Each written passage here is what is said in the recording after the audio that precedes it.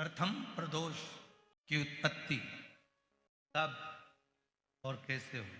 सबसे पहला प्रदोष का व्रत किसने धारण किया? जब देवता और असुरों ने मंथन किया और उस मंथन में जो हलाहल विष निकला, और वो विष कोई लेना नहीं चाहता था। जब मंथन हुआ, विष निकला और वो विष हलाहल विष शिव जी के पास पहुंचा। त्रयोदशी का दिन था।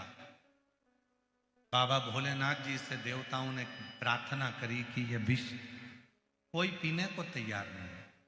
तब भगवान देवाधिदेव महादेव ने उस विष को हाथ में लिया और मुख से लगाना प्रारंभ ही करा कि माँ जगतजननी उस कंठ में जाकर बैठ गई। माँ जगतजननी जगदम्बा अम्बा उस कंठ में जाकर बैठी और उस विष के बैलेंस को, उस विष को नीचे नहीं उतरने ना। हलाहल विष था कि देवाधिदेव महादेव भी अगर उस विष को पीते तो उनके भी प्राण जा सकते, पर उतरने ही नहीं दिए। सारे दोषों को, उस विष के संपूर्ण दोषों को मां जगतजननी ने अपने हस्त कमल पर झेल लिया और पूरी रात्रि, पूरा समय मां जगतजननी शिव के नाम का स्मरण करती रही। शिव जी प्रसन्न हो गए और संपूर्ण सुख देने वाले उस प्रदोष का महत्व स्वयं शंकर जी ने पार्वती से कह दिया। पार्वती, आज त्रयोदशी है।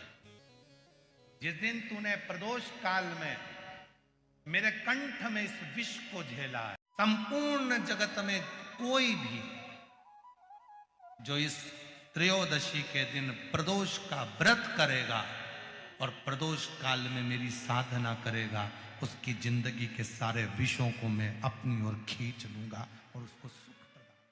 शिव महापुराण में प्रदोष की महत्वता कहते हुए स्वयं वेद व्यास जी वर्णन कर रहे हैं। तुमरुका जी चंचुला देवी से कहते हैं, चंचुला 15 दिन में प्रदोष आती है, हर 15 दिन में प्रदोष आती है। संसार का व्यक्ति किसी तीर्थ में जाकर किसी पवित्र नदी का यदि स्नान नहीं कर पाता, तीर्थ नहीं जा पाता या भगवान शंकर का भजन नहीं कर पाता, हर 15 दिन में प्रदोष आती है।